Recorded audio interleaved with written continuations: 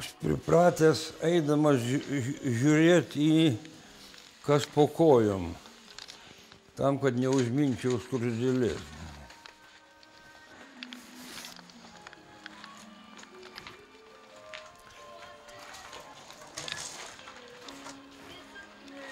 Aš tol paveikslo nepabaigiu, kol nepajuntu darbe paslapties. Tapydavau paveikslą ir tol, kol paveikslą nepajusdavau mirties, ta pačia giliausia prasme, tol paveikslas man būdavo nebaigtas.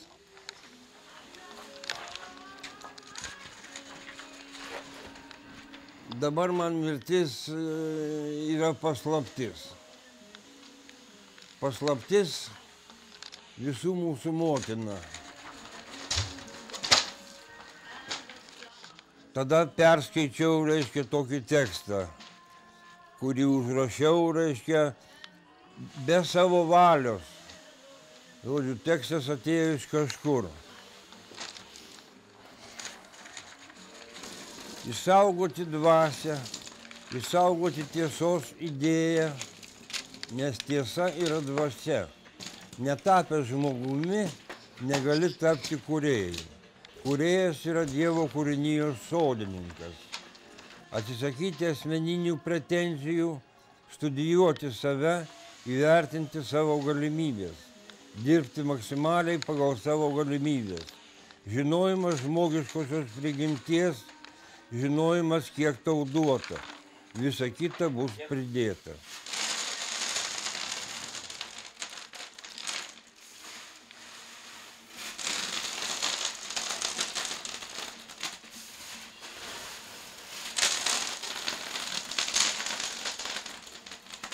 Tikėk savo darbu, mylėk savo darbą, atlik pareigą, kantriai, bet aktyviai lauk. Toks darbas ir yra malda.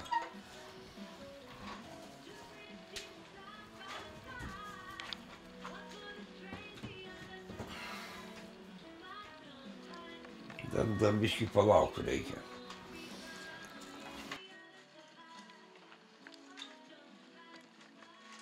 Žemėje viskas turi pradžią ir pabaigą. Siela neturi nei pradžios, nei pabaigos. Siela, kaip ir kūnas, serga ir sveiksta. Mūsų sielų laukia mūsų šeimininkas. Tik jis žino, kas bus toliau.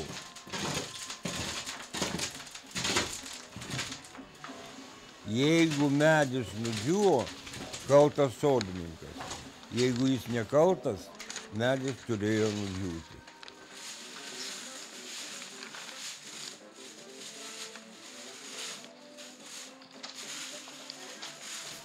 Siela nesiruošia varžyboms, siela ruošiasi gyvenimui. Siela negimsta akla. Mieganti siela nepajėgi kovoti. Miegas yra mirties repeticija, bet jis daro stebuklus. Stebuklas yra paslaptis. Paslaptis yra mūsų sielos motina. Viskas gimsta iš motinos, mes turime mylėti motiną, kokia ji bebūtų.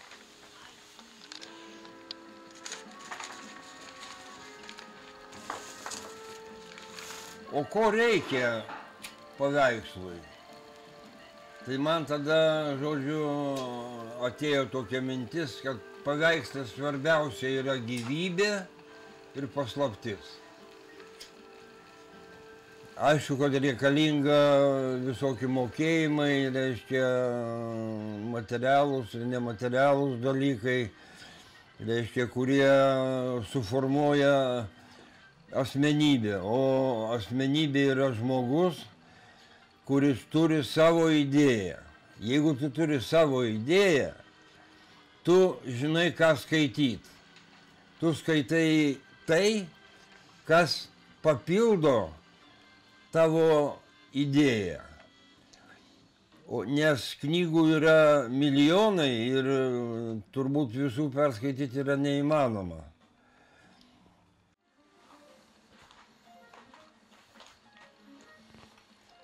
Kažkada man kažkuris mokytojas yra pasakęs, skaičiau, ką aš skaičiau.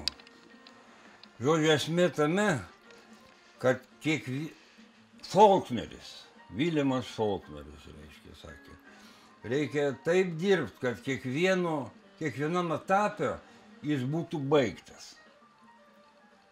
O ką žinai, gal dabar numirsi ir liks nebaigtas.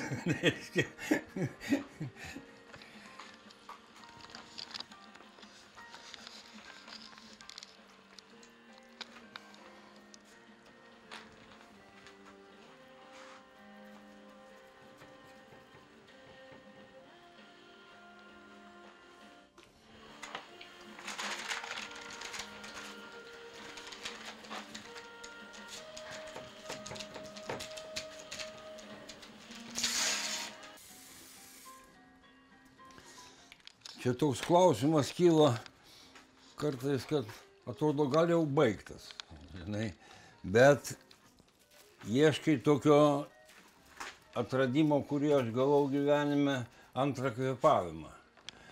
Aš vasarodamas prie ežero, ryte bėgdavau, reiškia, krosiuką iki ežero, puldavau į ežerą ir nerdavau kiek galiu. Ir vieną naktį susisapnavo, kad aš neriu ir baigėsi oras. Ir čia kažkas taip tik atšoksta ir nuneriu dar tiek. Ryte atsikėliau, pagal tą sapną nubėgau ir visą tai atsitiko. Reiškia. Ir aš esu, reiškia, turiu žinojimą apie tai, kad žmogus turi antrą kvėpavimą. Bet kuriuo atveju, reiškia, tai yra tavo galimybė. Tas pats su paveikslu. Kada, žodžiu, atrodo galėtum, toks galėtų būti, toks būti.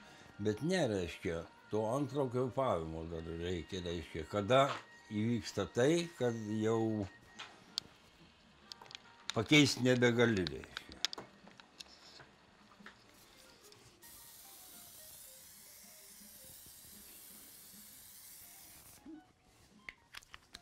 Gal dabar baigtas? Reiškia, tu žiūri į nebaigtą paveikslą ir klausi viešpatie, ar tau patinka. Reiškia, ir tu turi pats savo paklausti ir pats savo atsakyti. Reiškia, viešpatie, ar tau patinka, reiškia. Jeigu man patinka, tai dar nereiškia, kad Dievui patinka.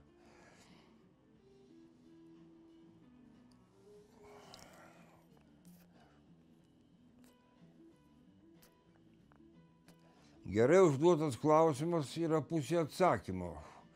Čia yra sufijų išmintis. Smulkmenos yra, reiškia, labai svarbus dalykas. Jeigu paveiksle trūksta tik vieno potėpio, kad paveikslas sužydėtų, tai lyg ir smulkmena. Tu, reiškia, tik vieną potėpį padarai, reiškia. Bet jis padaro, tas potėpis, visą paveikslą. Gal čia yra paslaptis? Paslaptis yra visur. Bet, matai, vienas dalykas pajust paslaptį, kitas dalykas yra ją įvardint. Įvardint kuo? Įvardint paveikslų, operą, reiškia, eilėraščių. Šitais meno kūriniais, kuriems būtina, reiškia, sąlyga yra gyvybė. Jeigu paveikslas negyvas, jis niekam nereikalingas.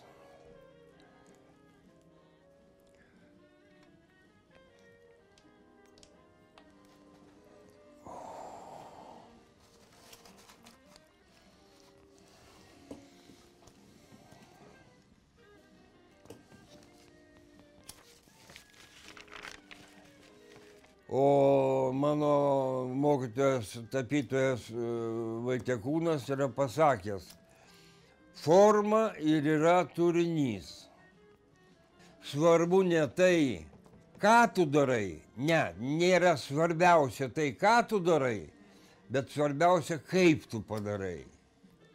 Tas, kaip tu padarai, būtent ir yra paslaptis. Tai, ką tu darai, jokia paslaptis, reiškia. Tai aklas, reiškia, matymas formos, kuri nepaveiki. Paveiki yra paslaptis. Forma turi įgauti, žodžiu, tai, kas jį paverčia paslaptim. Jeigu tu esi išsilavinęs žmogus, tai tada ir jausmas eina per tą prizmę žinojimo. Sokratas sakė, kad žinojimas yra dorybė. Tai faktas, reiškia, bet žinojimas turi būti ne bet koks, bet per savo asmenybės prizmę. Tai tavo matymas ir tai tu. Tik, reiškia, aš turėjau amžinatilsį tokį uždavinį menotyrininką, labai fainą. Tai jis parašydavo apie mano parodą straipsnį, jis pirmoje eilėje sakydavo, kad nieko, reiškia, nekalbėk, nesakyk. Aš noriu, reiškia, jis perleisdavo per save. Ir jis įkvėptas mano paveikslų parašydavo, kas jis toks, galima taip pasakyti. Arba kaip jam yra, reiškia. Ir tada gaudavosi, reiškia, tas menotyrininko darbas gaudavosi kaip bendradarbiavimas. Aš sukuriu, o jis iš sukurto sukuria dar. Tai jeigu einant prie aukštų materijų, Dievas sukūrė pasaulį ir pagal mane jis kūrė toliau. Reiškia, bet žmogus turi, reiškia, rasti Dievą tam, kad pažintum jo darbus. Ir tada tu mokaisi iš Dievo taip, kaip mokaisi iš gamtos. Žodžiu, mistinis paveikslas, aš grįžęs į dirbtuvę tą dalyką realizuoju per savo mokėjimo prizmę. Tai va, su tuo paveikslu, žodžiu, labai nemėgstu įsigalvojimų. Kada, žodžiu, vietoj to, kad žmogus tiesiog pamatytų tą stebuklą ir jo dėka padarytų darbą, tai jis, reiškia, kažką įsigalvoja savo. Savo yra šūdo vietoje, reiškia, jeigu neini per Dievo prizmę. Dievas yra didis mokytojas, sukūręs gamtą tam, kad per gamtą pažintum Dievą. Tai čia yra mokymosi procesas. Ir kada tu jau žinai ir moki, tu pasiruošęs sukurti. Tada labai svarbus yra jausmas.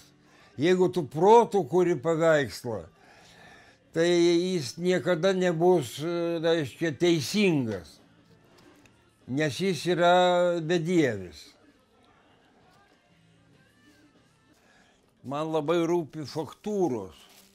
Faktūros priduoda darbui muzikalumo.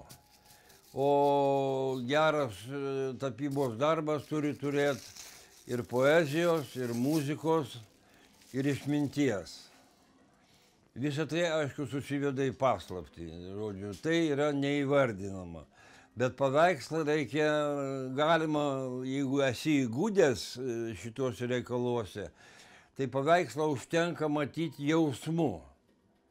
Jeigu tavo jausmą patenkina, reiškia, tai yra, niekas netrukdo analizuoti, reiškia,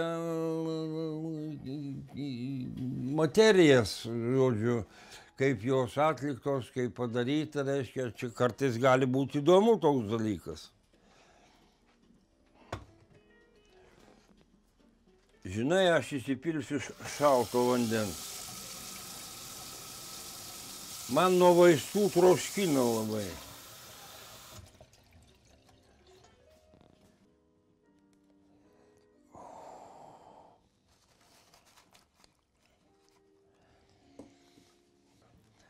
Šiaip aš esu darboholikas, aš taip nustačiau.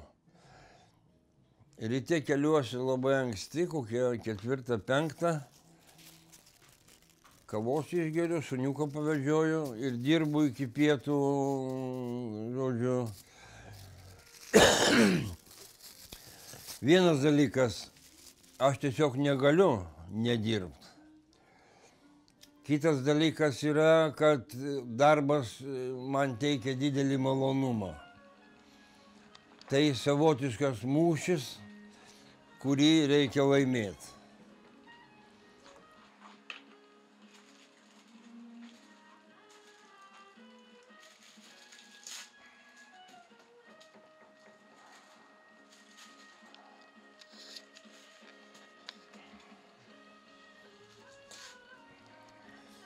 Ieško kauliukų.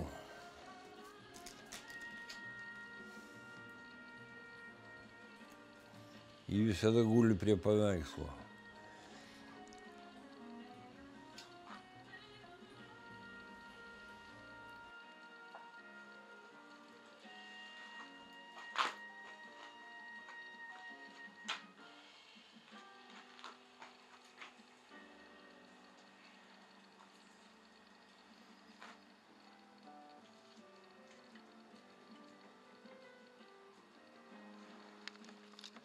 Tikra prasme esu šeimai nelengvas grobis. Žodžiu, mano visos mintys, reiškia, matymai, žinojimai, reiškia, klystkeliai ilgą laiką gyvenime lydėjo. Žodžiu, kol radau mokytoją, kol mokytojas, reiškia, nu ir taip toliau. O su Ignu tai, matai, aš vaikystėje jį visur veždavausi kartu, kur važiuodavau. Ar kelionė į Žemaitiją buvo, ar kitur, žodžiu, jis piplis buvo toks, bet, žodžiu, aš tada negalvojau apie tai, bet dabar aš suvokiu, kad jis gavo nemažą dozę, reiškia, mano matymo tuo metu, ką lydėjo, reiškia, ir patarimai, ir, žodžiu, ir laisvės. Žodžiu, niekas neišnyksta savaime. Jeigu tu gauni tam tikras patirtis, jos išlieka ir tampa kažkuo. Jos tarnauja, reiškia, tavo tobulėjimui. Ir, žodžiu, taip, kad dabar Ignas, reiškia, elgiasi su savo vaikais, taip pat, kaip aš elgiausi su juo. Ir jis dabar juos visur vežasi, keliauja po pasaulį, reiškia, ir gyvena labai, tie vaikai gyvena labai turiningą gyvenimą. Ir visa tai gyvenime tarnaus jiems, reiškia, kaip tiesos ieškojimo kelyje sutiktas akmuo. Tai va, Ignas, žodžiu, yra toks posakis, kad sūnus turi tėvą praaugt, žodžiu, pralenkt. Tai Ignas tą daro jau labai senai, žodžiu, jeigu aš ką nors padarau, tai jis tą patį padaro 10 kartų labiau. man patinka tai, ką jis daro, reiškia, bet jis visą tai daro turėdamas Dievo dovaną. Kompozicijos, žodžiu, tie matymai, kaip aš sakau, reiškia, yra Dievo dovanos. Ir jis tada, kai žmogus gauna Dievo dovaną, jis gali į pasaulį žiūrėti jausmais. Jausmas yra tobulybė.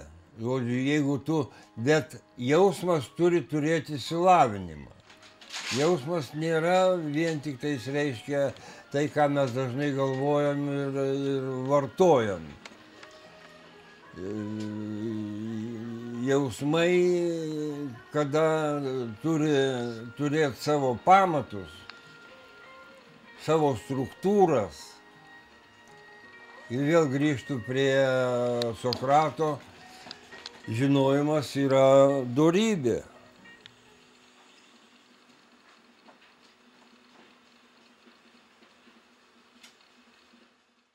Žodžiu, tu turi visas patirtis ir žinojimus sugert į savo kraują. Kraujas teka ratu. Ir tavo, reiškia, su tavo žinojimais, patirtimis. Ir tikslas yra, reiškia, pasitenkinti tuo, ką esi atradęs ir viską atmesti. Tapti vaiku.